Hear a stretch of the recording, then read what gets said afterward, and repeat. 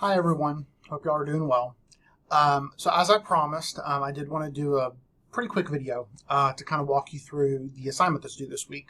This will be the last assignment for Unit 2.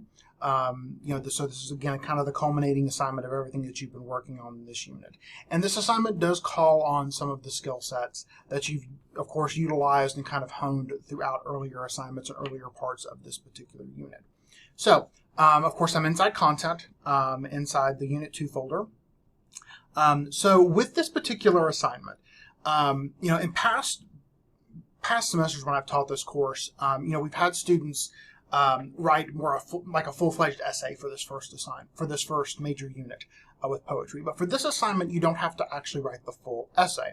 It actually serves as kind of a good middle ground between some of the earlier, work that you did in Unit 1 where you're kind of honing your analytical skills, and of course the first major paper that you will write in Unit 3. So this kind of serves as a good transition period and a good transition assignment to get you thinking toward what you'll do in Unit 3, specifically the essay that you'll write. So as with any assignment, I definitely encourage you to take advantage of all the different resources here that can help you. I definitely do encourage you to take advantage of anything that Allard-Purdue offers. Of course, I've mentioned that in my feedback to all of you when it comes to MLA and other related things. And of course, this is actually going to be your first opportunity to really take a crack at a thesis statement. In addition to reading this resource, which again, you absolutely need to, the biggest thing to keep in mind with the thesis statement is that a thesis statement is not just an opinion. It has to express some kind of sentiment or some kind of idea that could then lead to argument. For example, you couldn't say that Huckleberry Finn is the greatest American novel. If you were to say that, that would simply be an opinion because, you could talk to 100 people and you would get different opinions from them as to what the best American novel is. It's a nerdy example, but I'm an English major, so we'll go with it. So just keep in mind that that statement in and of itself is an opinion. But if I were to say Huckleberry Finn is the greatest American novel because ... or as can be seen through ... that because forward and as can be seen through forward, that's where you get your argument. That's where you present something, ideally from the text itself, that is specific and that you can then prove and really discuss and really unpack throughout the remainder of your assignment. So that's really going to be what you're shooting for here. So keep that in mind, and of course the this resource here in mind as you approach this assignment. Now keep in mind, this is going to be your first crack at thesis statements within the context of this class. So again, I'm not going to be super harsh on you here. This is going to be an opportunity for you to do this and do the best you can at it and get some feedback from me and use that as you move into the next unit where you're writing a full paper. So keep in mind, of course, all the resources here that will help you. One of the things that I really do encourage you to take advantage of, specifically because this assignment is a little different, there's a sample poetry analysis outline. So it is literally an example of what this should look like. Note, of course, all the MLA requirements. This is something that you're going to need to have on every major assignment moving forward. Of course, excluding discussion boards there, this is not necessary. But make sure you have the MLA information here. I am going to be looking for this really being very specific. One thing I did just note, this is actually incorrect. It should be 30 January 2022. So again, just note that will be a little bit different. Of course, have the sample outline here, have some kind of rough title, and then begin with the assignment. So you'll have some kind of introduction paragraph with kind of a background, the rough thesis statement, and then kind of a breakdown of what you might do within the first body paragraph, second body paragraph, third, conclusion, so on and so forth. Okay? So just make note that this is roughly how your structure is going to be for this assignment. So if you find yourself freezing a little bit as to how to structure it, this is going to be a good place for you to go. Now, with this assignment, again, it is due this Friday by 11:59, so you've got a good bit of time to work on it. And again, what's good about this assignment, again, I know it seems like Friday, that's not a good bit of time, but the nice thing is this assignment isn't calling on you to write a 3-4 page paper. This is you basically doing some of the early work that you would do would this be a full paper. So with this particular assignment, you're going to choose one of the poems that you selected in the unit. It can, of course, be the one that you've used previously for either one of the assignments, the discussion board or the video, or it can be something different.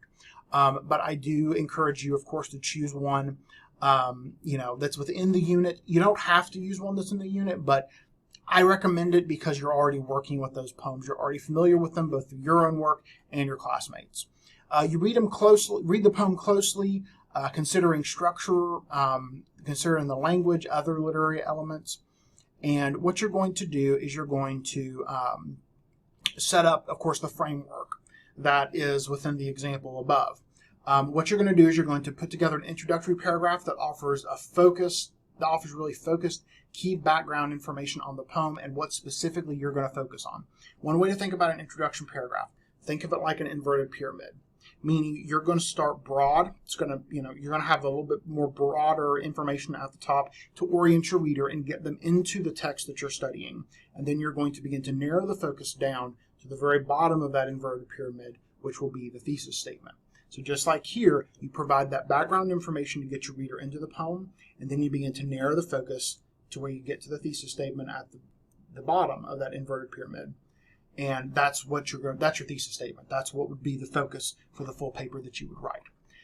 And again, the thesis statement should focus on the how and the why. So really keep that in mind. And of course, keep in mind the resource that's available for thesis statements. And then you include topic sentences that could be used for body paragraphs that focus on specific ideas that come from the thesis. So if your thesis statement is you have your thesis statement and you have that clear argument, what you would then be doing in your topic sentences is pulling something from that thesis that you would explore in a body paragraph. And the second body paragraph would be pointing to something else in that thesis statement that you would then flesh out in the second body paragraph, so on and so forth throughout the remainder of that paper.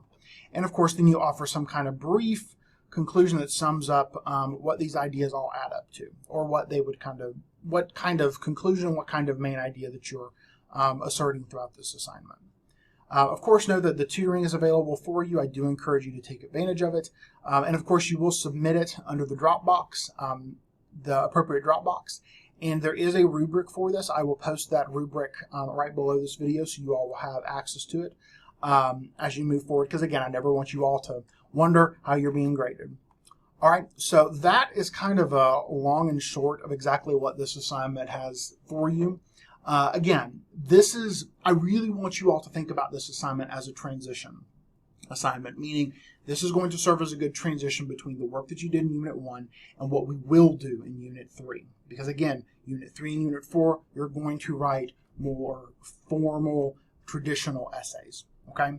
So use this assignment as a good starting place to get yourself in the mindset of what an academic paper should look like. Again, you've written these kind of things for other classes, I'm certain of it, especially if you took English 1101.